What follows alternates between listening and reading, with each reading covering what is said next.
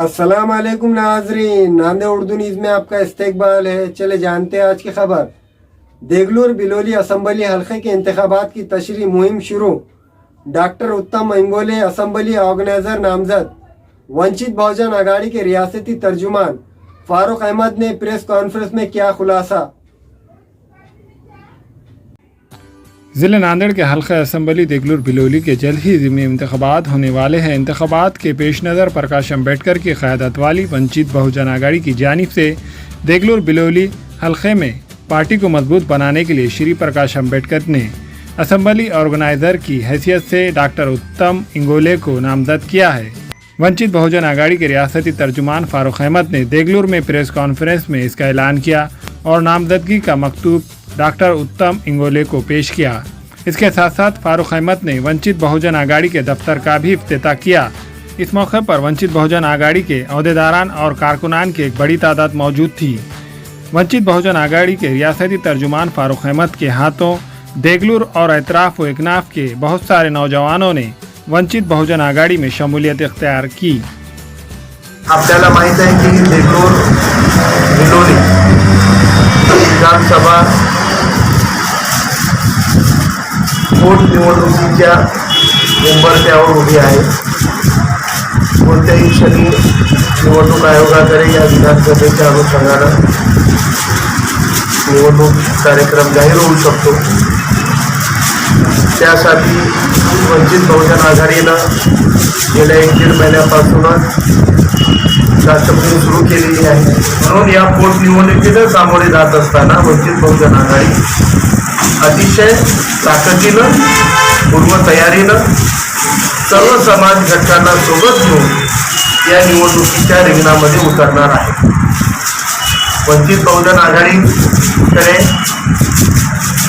10हून अधिक लोकांनी प्रक्रिया सुरू होण्यापूर्वी इच्छुक उमेदवार म्हणून अर्ज केलेले आहेत। आदरणीय बाळासाहेबांच्या सूचनेनुसार आमचे सरकार बांधणी झाल्यानंतर निवडणूक प्रक्रियेचं सर्व निर्णय आदरणीय बाळासाहेब घेतील की निवडणूक प्रक्रिया कशी करायची, अर्ज मागवायचे, इच्छुक मागवायचे, इंटरव्ह्यू घ्यायचे, जे काही असेल ते आदरणीय बाळासाहेबांच्या नेतृत्वाखाली राज्य कार्यकारिणी ठरवेल।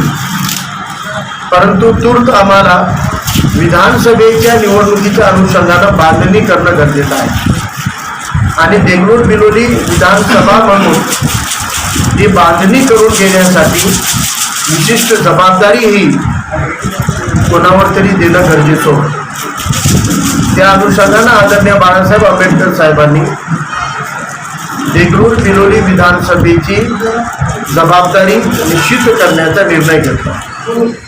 देगलूर बिलोली कुंडलवाडी या पूर्ण मतदारसंघाचा समावेश करून विधानसभेची एक कार्यकारिणी गठीत होणं अपेक्षित आहे।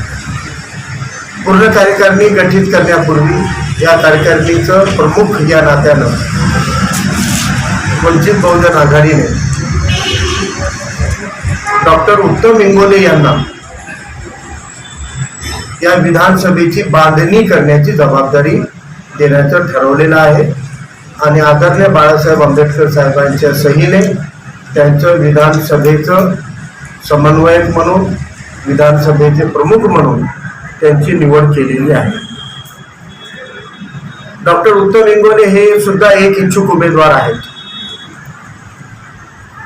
अनेक इच्छुक उमेदवारांनी मी सांगितलं मागं तुम्हाला की 10हून अधिक लोकांनी आपल्यापर्यंत संपर्क केलेला आहे। त्यामध्ये आघाडीवर डॉक्टर उत्तम इंगोले आहेत,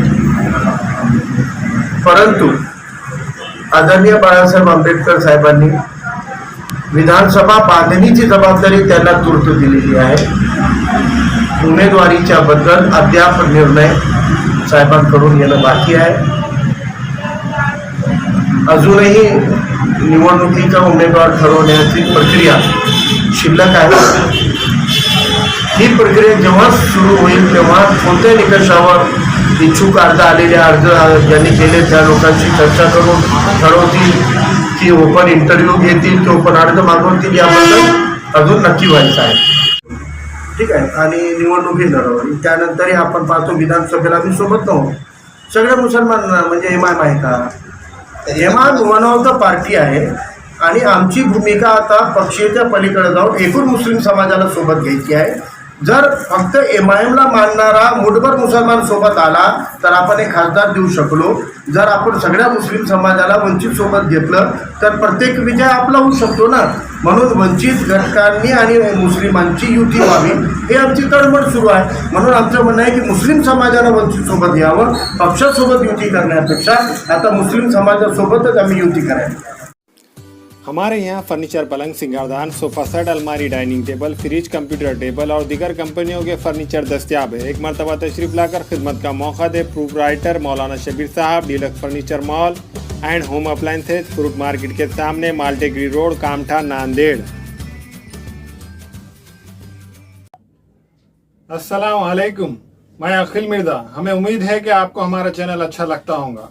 लेटेस्ट न्यूज अपडेट के लिए देखते रहे नांदेड़ उर्दू न्यूज, और न्यूज के पसंद आने पर लाइक, शेयर और सब्सक्राइब करना ना भूलें.